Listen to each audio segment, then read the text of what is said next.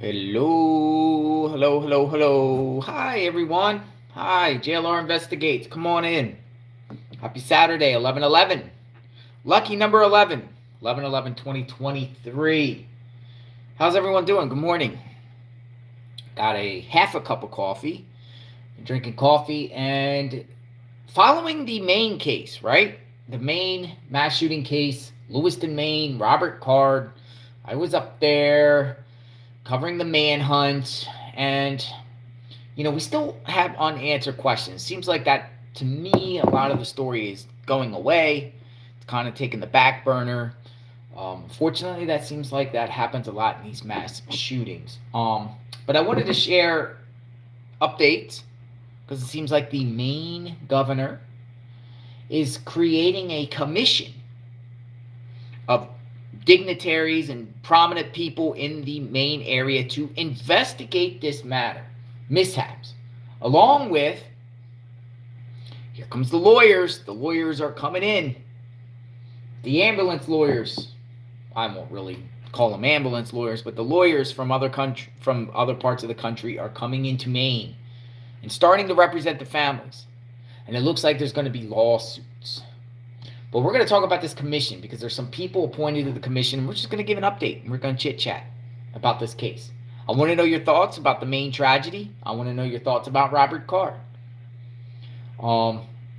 Shocked to the core that this happened. Knowing about this case, it very well could have been prevented. Happy Veterans Day, by the way.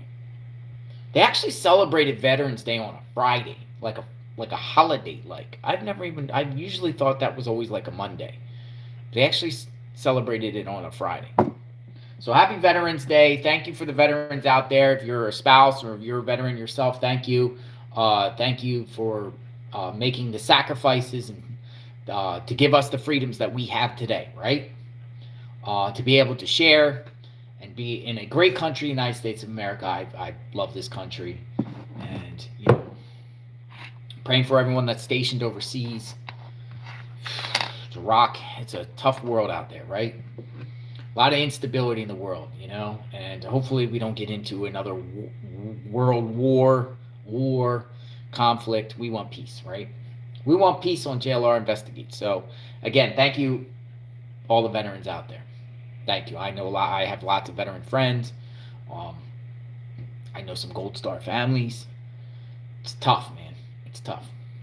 But speaking of veterans, the mass shooter of Maine, not a veteran, but in the Army Reserve. And he was there almost 20 years. We're a little over 20 years. 20 years. Why did he do this crime? So this is probably why the Maine governor has decided to set up a commission. It's called the Blue Ribbon Commission. I titled the video, Blue Ribbon Commission. Let's talk about it. Let's talk about this commission, folks. So, Maine mass shooting to be investigated by independent commission. 18 people were killed in Lewiston, Maine mass shooting last month. It's already been a month, almost. Well, last month. An independent commission will investigate last month's mass shooting in Lewiston, Maine that left 18 people dead and 13 wounded, the state's governor and attorney general announced Thursday, just a couple days ago. Governor Janet Mills and Maine Attorney General Aaron Fry said in a joint statement that the 7-member commission will have the authority to probe all aspects of the shooting, including how the alleged gunman, why do they say alleged gunman? He's not even alive anymore, Robert Clark, 40 years old, a U.S. Army reservist, managed to carry out the attack despite displaying glaring signals that his mental health was on a drastic decline leading up to the October 25th shooting. That's probably going to be the number one focus on this case because he's been committed prior, all these guns, complaints against him, welfare check against him. There's actually a new report. I think he made a threat to the Wonder Bread people or some sort of bakery in Lewiston before he did this and when he was a driver in the past. Did you guys see that new report? Yeah, there's a new report out there. There's a new report. It just came out yesterday that he threatened a bakery. Did you guys hear about that? He would snap as he delivered bread. So, Maine gunman Robert Clark threatened workers at a New Hampshire bakery and told them he would snap as he delivered bread 6 days before he massacred 8 people. Did you guys hear about this? This was at some sort of bakery. Believe it or not, it was at the bakery where I made the video. One of my videos, I was at that bakery. A little like, is it Tasty Cake or was it it's a bakery? And then on the side of it was a bunch of trailers. Because I was there, because I saw all the trailers. I wanted to make a report about the trailers on the Maine, where I used to work. So I used the trailers there at that facility because the job where we worked at Maine Recycling, they had it blocked off. You couldn't go in there. And I needed some trailers to emphasize that he was caught in a box trailer. So I made a video. And there was a bunch of trailers there. That was the bakery. Because I looked up the address. I'm like, holy crap, I did a report here. And I didn't even know. The commission, made up of legal, investigative, and mental health experts, will determine the facts of the October 25th shootings in Lewiston, including the months preceding the shootings and the police response to them, according to the governor's office. A terrible tragedy, right?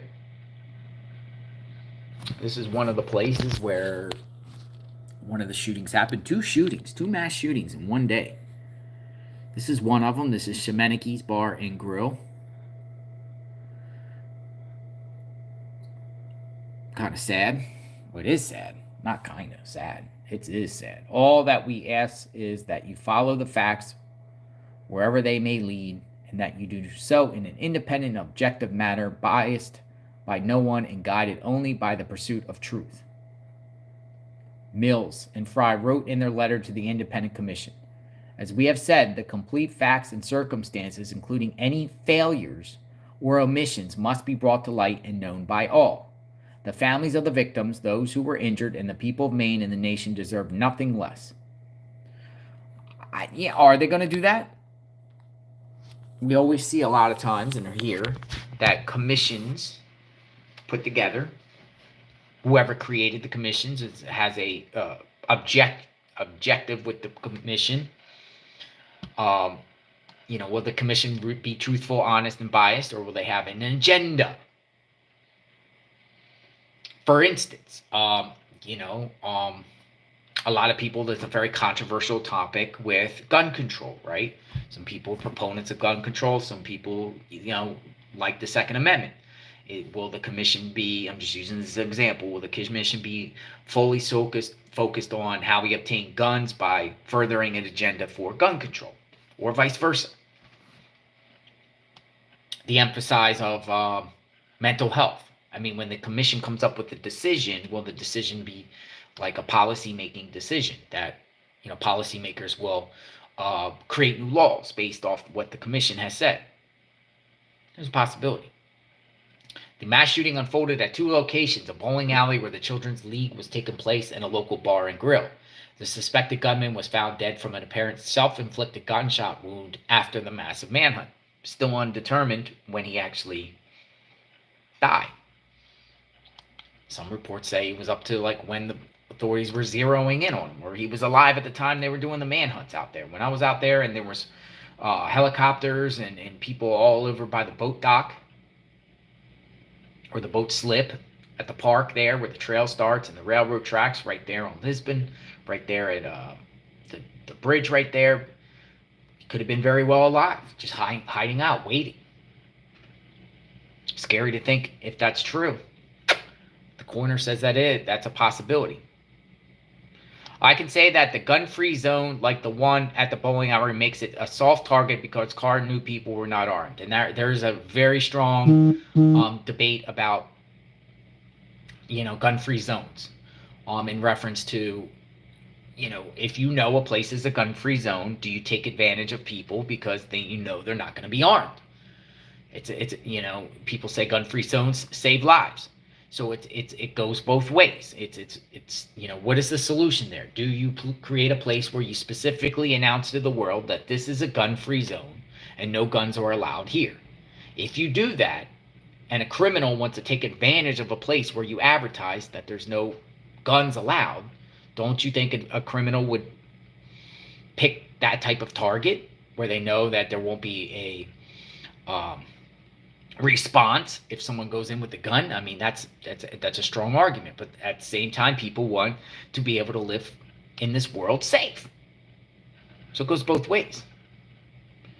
JLR, do you think the feds will get involved in this Michigan football scandal? Yeah, that's another topic, Wallet. I kind of saw that with Jim Harbaugh. I'll have to look more into that. It's kind of new. It's fresh coming out in my eyes. So I'll look more into that. But thanks for asking. Maine is what will be a long and difficult road to healing. As we have said, a cornerstone of our ability to heal as people and as the state is to know the truth. In this case, the full and unvarnished facts of what happened on October 25th, the months that led up to it, and the law enforcement response to it. The letter from Mills and Frey to the commission states. The members appointed to the commission include Daniel Watham, former Chief Justice for the Maine Supreme Court, who will serve as the investigated panel's chair. So let's look this guy up right now. Daniel Watham. I'm going to Google his name and see who this is going to be the chair of the commission. This guy right here. It will be the chair of this commission. Mr. Watham. Is that how you say his name? Watham? Watham? The Honorable Daniel E. Watham, 65, served as Chief Justice of the Maine Supreme Justice Court from 1992 to 2001. He now is of counsel at the law firm Pierce Atwood, where he has developed an extensive mediation and arbitrary practice in Maine, Puerto Rico, and throughout the United States. All right, so this guy here is the head of the commission. He kind of looks like a dignitary, a judge, right? You would want a judge on the head of the commission, right? I think that's probably safe to have a judge, because the judge kind of knows all sides. The judge knows that judicial experience, and he specializes in arbitrary and mediation type things, and that's kind of what this panel most likely will do. I am deeply honored and humbled by the responsibility that Governor Mills and Attorney Aaron Frey has bestowed on me and the other members of the Independent Commission, he said in a statement. It is the most important inquiry for truth I have ever received. Other members appointed to the commission: Dr. Deborah Bader, the former chief forensic psychologist for the State Forensic Service in Maine. So, she's also on the commission. Let's see who she is. We're just going to go over the commission people right now and see each one kind of have a face to the commission. It's like the Warren Commission. It's like the January 6th Commission. You know what I mean? Commissions set up. Commissions. Dr. Deborah Bader. Let's see if we can get a photo of her. Let's see if we can get a... This might be her. Yep. Looks like this is her. Dr. Deborah Bader. So she is forensic, part of this thing, part of this commission. Let's see, is there another picture of her I can share? Boom, there she is. So there she is. She is also on the commission. Matter of fact, hey, this is actually, I got something better. I just saw. I saw a graph here with actually the names and profiles of each one. All right, these are the commissions. This is the commission, folks. This is pretty good. This is good. I like this. I like this better. The commission. This is the commission investigating this case. So we've already discussed Dr. Daniel Watham, chair, Maine Supreme Justice Court, Justice. And then we just discussed her, Dr. Deborah Bader, PhD, former chief forensic psychologist, state of Maine. Now we have George Toby Dilworth, former assistant U.S. attorney for the District of Maine. So we got a U.S. attorney, we got a forensic expert, and we have a Supreme Court judge, chief judge. And we have also former associate justice in the Maine Supreme Judicial Court, Honorable Ellen Gorman. She is on the commission. So we got 2 judges, a forensic psychologist, and a U.S. attorney. We also have Dr. Anthony Ng, medical director, community service, Acadia Northern Light Hospital. So now we have a medical doctor. Now we have Honorable Jeffrey Rushlew, former Maine District Court judge and former district attorney for Sagadahoc, Lincoln, Knox, and Waldo counties. Wow, this guy's been a DA in multiple counties. He's on the commission. So now we have a DA, judge, a couple judges, a doctor, a forensic psychologist, and now we have also a former U.S. attorney for the District of Maine, Paula Silsby. So the commission consists of 7 people, it looks like. 7 people on this commission that will investigate this matter. Interesting. So now you know the commission makeup. Mostly people in the law and medical field.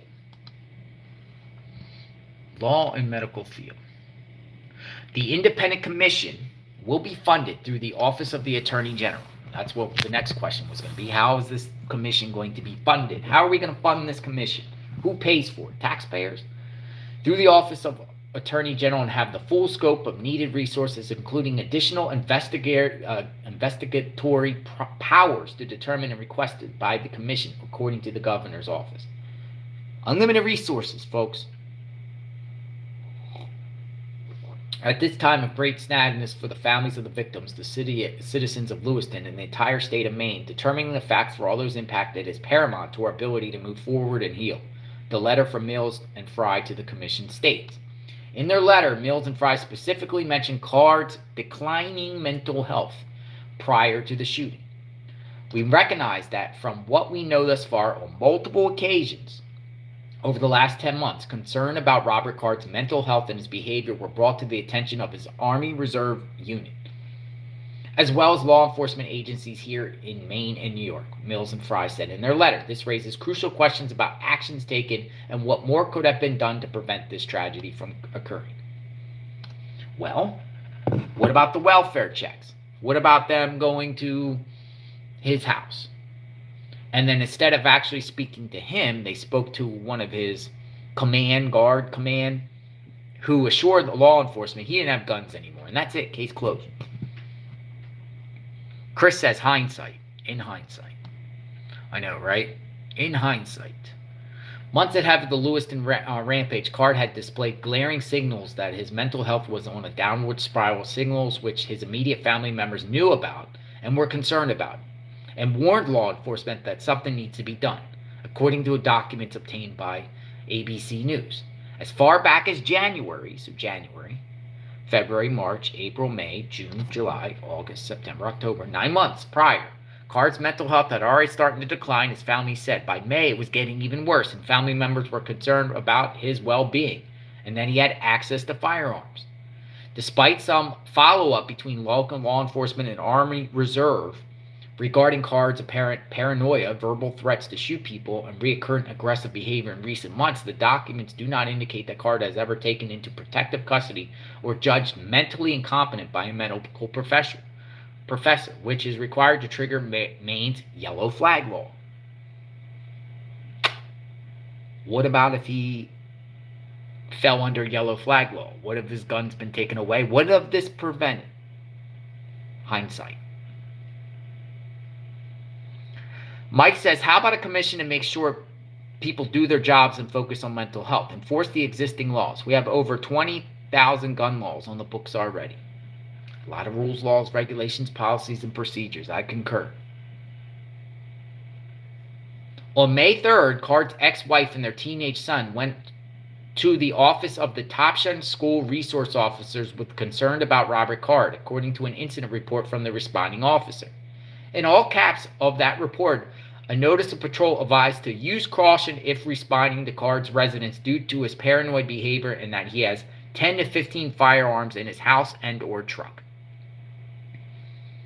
So they're saying on May 3rd, his wife, ex-wife, and, give me 1 second, son, Colby, turned him in.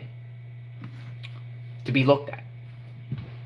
After speaking with the family, Carlton reached out to the Card's Army Reserve Battalion in Saco, who in turn informed him that he has recently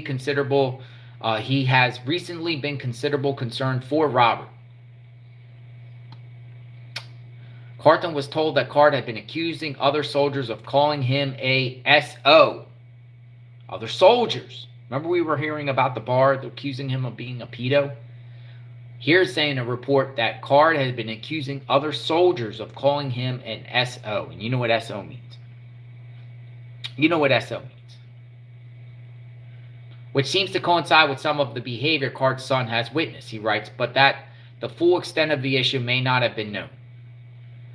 In July, this is interesting here. Let's read this together. So that was May. Now we got July.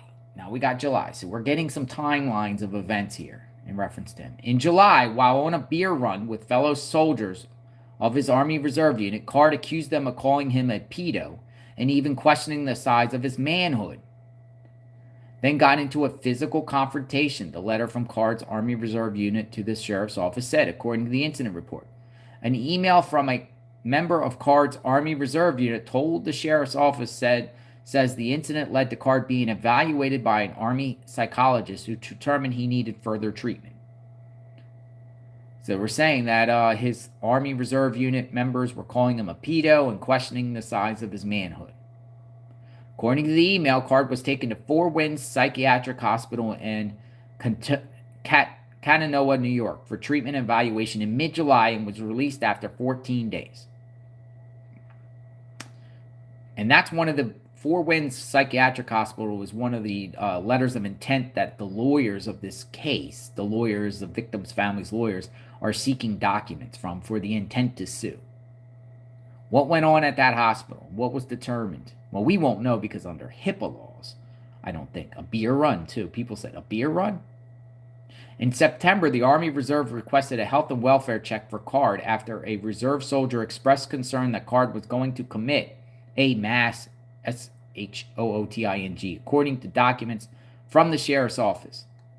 Authorities issued an alert known as a File 6, warning law enforcement agencies across the state that Card was suffering from psychotic episodes and was known to be armed and dangerous. A sheriff's report says deputies confirmed Card's brother was able to get his guns and that he and his father would make sure Card did not have access to any firearms.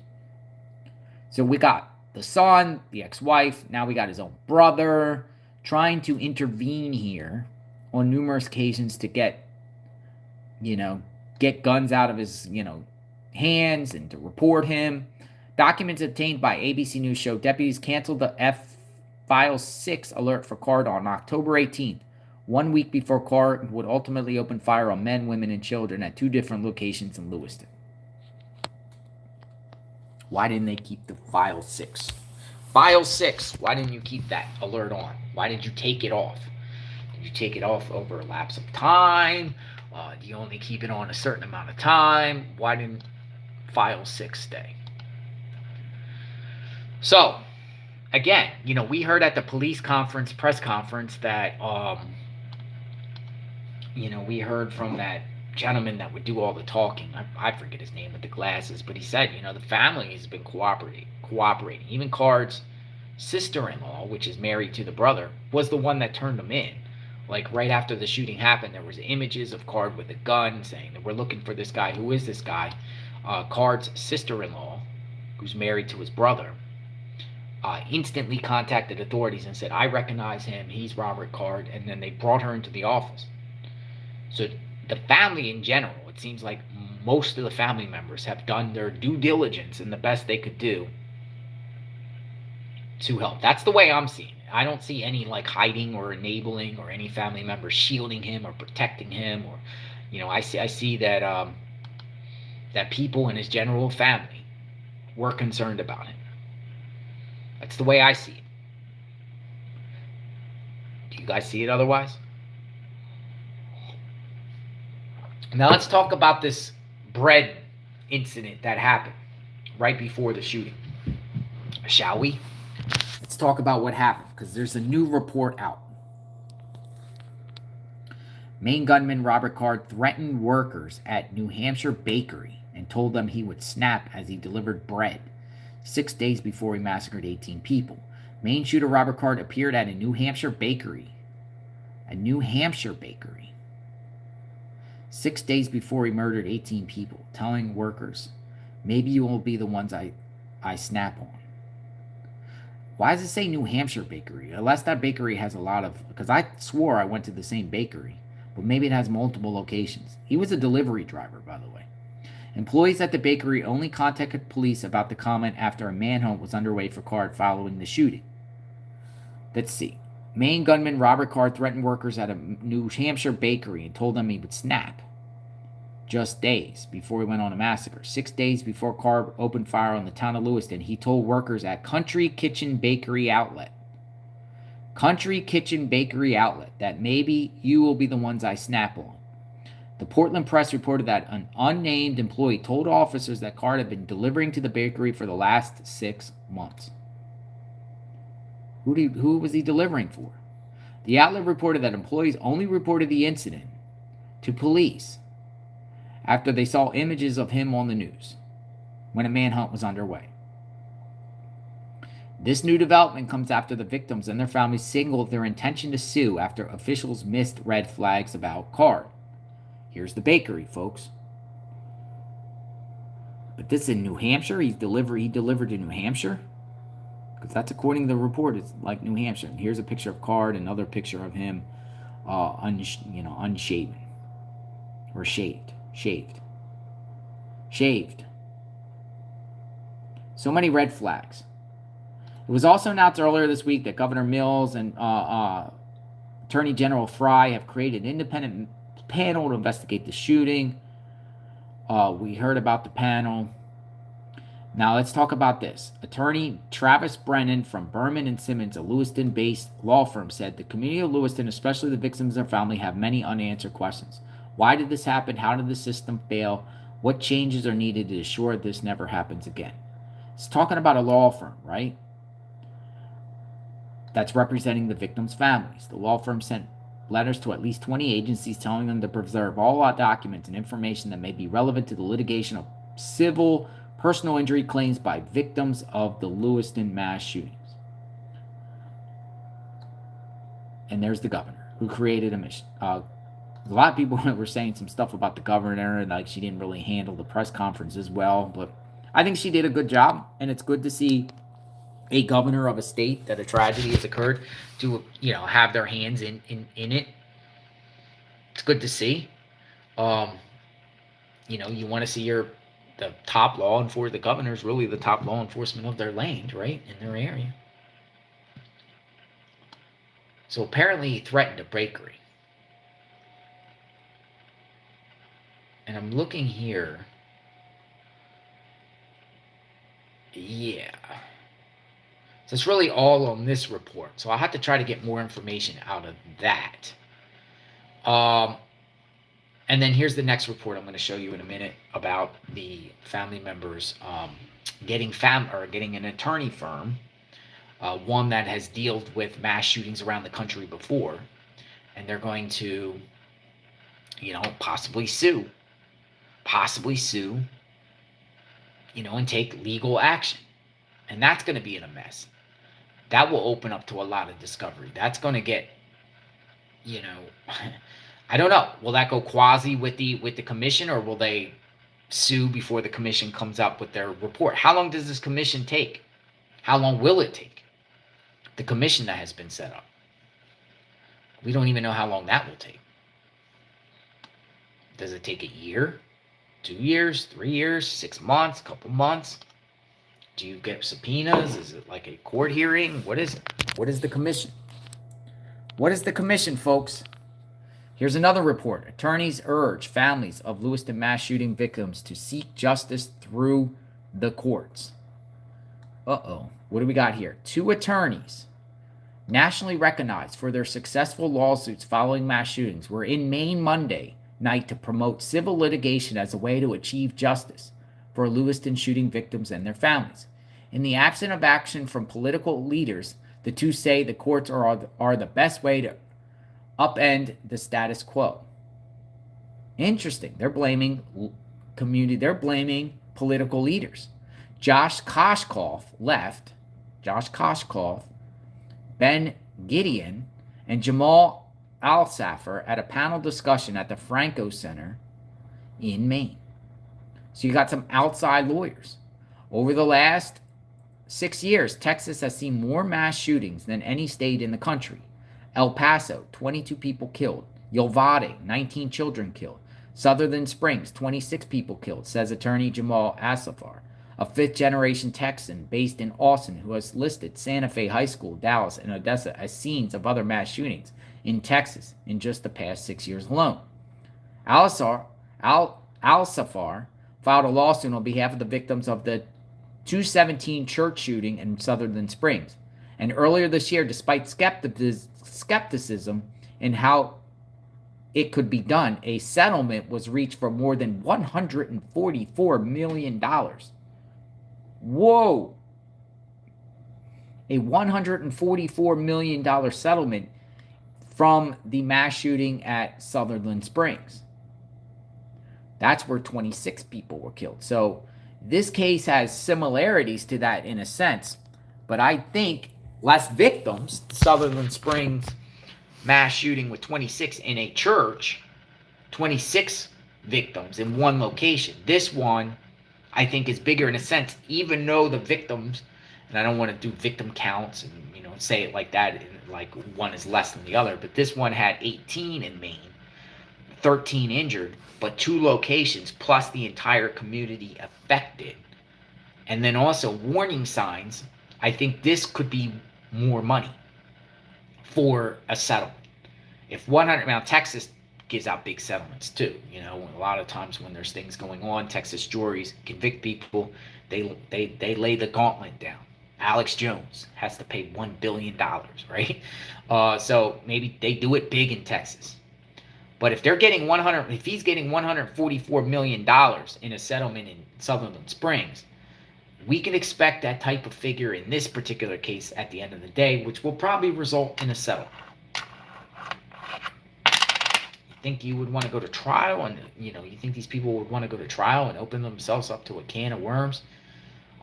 Insurance agencies and everything like that cover it. I think maybe this could be a $150 million case here. Frankly, we were just upset and had enough of people in power and people with influence to do nothing. We were able to provide justice to those families. We were able to hold the federal government accountable for their many, many missteps, including the Air Force and the military, in preventing a known and dangerous person from getting weapons, he said. They're talking about the Sutherland Springs mass shooting. So their gist and their gripe is the federal government not doing action. State officials too. In this particular case, in the Lewiston Maine case, you are talking about the federal government because you're talking about the U.S. Army Reserve and those medical hospitals, federal, that he was involved with because he was an Army Reserve. So it does take you to the federal level. How much did these people know that could have prevented this? And all that would probably be brought out in court. Al-Safar said that there are eerie similarities between the gunman who killed 18 people in Lewiston last month and the Sutherland Springs gunman who killed 26. Both were in the military, both have been hospitalized for mental health reasons after expressing threats, and neither were entered into the FBI's databank. Interesting. Wasn't the Sutherland Springs mass shooter named Devin Kelly? Was his name Devin Kelly? I didn't even have to look on the screen. I think it was Devin Kelly. At a panel discussion in Lewiston, local attorney Ben Gideon welcomed Al-Safar and Connecticut attorney Josh Koshkoff to share their experience taking on the federal government and the gun industry that mass produces weapons designed for the battlefield. So we talking about Josh? Is he the one that did the Sandy Hook with the manufacturers and the gun manufacturers in Sandy Hook from the tragedy there? What we're here tonight to do is to begin conversations, potentially for months and perhaps for years. And that conversation is about how we can have impact and change in our community. Because very sadly, this keeps happening over and over, and nothing is done. The two attorneys said are among a few attorneys who have succeeded in spite of the fact that there are immunity protections for defendants. For example, there's a protection of lawful commerce in Arms Act or PLCAA, passed by Congress nearly 20 years ago at the urging of the NRA. At the time, Koshkoff says gun manufacturers were facing a slew of lawsuits. And so the NRA went to Congress, and the NRA said, we are sad and we are scared. If we have to start paying for these lawsuits, we're going to have problems selling guns. And if we have trouble selling guns, your Second Amendments must mean nothing. PLCAA was largely interpreted as granting gun manufacturers nearly total immunity. There were a few exceptions, but not until he brought a successful $73 million lawsuit against Remington for the mass shooting at Sandy Hook did gaps in the protection appear. The only thing that causes an industry to have any due regard for public safety is the threat of being held accountable, right? So an industry that thinks it can't be sued can be a pretty dangerous industry, especially if they sell the world's most dangerous product. The lawsuit argued that marketing of a weapon violated Connecticut's consumer law, but both attorneys said it will take time to determine who should be held accountable for Lewiston's Maine mass shooting. But until then, they say it's important that public officials honor the victims by being transparent and sharing the truth. Could the commission be set up by the governor to come up with a determination to place blame on certain gun manufacturers or entities, so that then these trial lawyers can come into play and then sue successfully based off the commission of experts analysis? And maybe the governor gets a cut of this. Maybe this is why a commission was set up. Everyone gets a piece of the pie. Big money's going to come out of this, right? That could be it. You know, the governor, I want to think that the governor, in her political leanings, is her personal leanings is more gun control. I want to think that. JLR, you should sell the sleeves like you like to wear. I just like to wear sleeves. I think it's fashionable. I think it's comfortable. Plus, I'm cold. No matter what the temperature is, I get cold inside my home. I keep my temperature inside around 72. But that's what's going on, people. A commission, possible lawsuits, mishaps. What in the world is going on in Lewiston, Maine when it comes to this tragedy? Trendy, yes, trendy. I got them different colors too, on different shirts and stuff. You know, I just wear press stuff all the time. I actually wear my press stuff when I'm out, because you never know when you're going to see a story when you're driving around. You know, sometimes I drive around and I see car crashes and catastrophes or police barricades and stuff like that. And I instantly jump out with my camera and start filming and seeing what in the world is going on here, because the world is rocking and rolling. But there's a commission set up on this particular case. What more information we'll get out of it, I don't know. What will come out of it, I don't know. What will come out of lawsuits or potential lawsuits, I don't know. What do you think? I'm praying for the victims' families. Other than that, I think this case is going to start going away until there's the next one, right? There's the next one. Something else will happen somewhere, you know. And while I was up there, I'll say, when I was up in Maine covering this, and then down in where I'm living, Tampa area, then I hear there was a mass shooting at Ybor City. I'm like, gosh, it's just almost every day. Then we see constant shootings here and there. I just saw one in Birmingham, Alabama last night. I don't know what the deal was, but somebody was shooting on the interstate there and just shooting at bystanders in their cars on I-59. Did you guys see that? I don't think anyone seriously got injured, but I think some people got injured. I don't think any loss of life, but that's wild. So is the argument for gun control, or is it just the argument is maybe people with mental health shouldn't possess guns? Should you just take away guns? Because some of the people that say get rid of guns are like saying, you know, what happens if someone stabs somebody? You're going to get rid of knives? What happens if somebody hits somebody with a car deliberately? You're going to get rid of cars? That's kind of the argument. You know, everyone has a different opinion when it comes to that. Some people are pro Second Amendment. Some feel like there could be a balance between both of them. The argument. Personally, I can't see how someone could be committed for hearing voices and being acting delusional and then be able to possess weapons, like serious weapons. I can't I can't wrap my head around that, because there are some really nutty people out there. There's people out there that have issues, and their issues and their thoughts with the combination of owning guns is a dangerous, toxic environment. But then at the same time, there's millions of responsible gun owners. So why should responsible gun owners suffer at the hands of very, very few? Or are there very few? Or is there more mass shootings occurring? I mean, so it's a whole. I don't have a solution to this.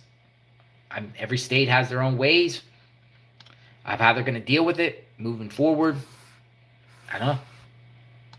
So that's my talk for the day on this topic. JLR investigates. Thanks for watching, everyone. You guys are great. Covering cases at all angles. Wanted to touch base on this. Paying attention to the other things that are going on in this world. Thank you guys for watching.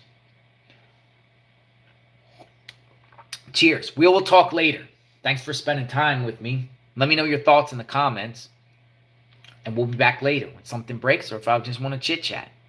Talk, share, enlighten you. It's always good to be in the know of what's going on, right? At least we get an understanding with this particular segment of what the next steps are going to be. Or we could just forget about it and just move on to the next one. Now I like to follow up on cases. Everything I invest my time in, these cases I personally follow, I like to just keep tabs once a week and just kind of, they're always in the back of my mind to see what's happening. And then once a week, I kind of like Google around and put things together and see what is going on with the case. So this is just a follow-up, knowing that I was up there looking around for the guy and sharing what was going on and sharing what the community was doing and doing the visuals. So I feel like I'm invested into following this story wherever it goes. What more will we get out of it? I don't know. Thank you for all the veterans. Happy Veterans Day. JLR investigates. We will talk soon. Stay tuned, everyone. Have a good day.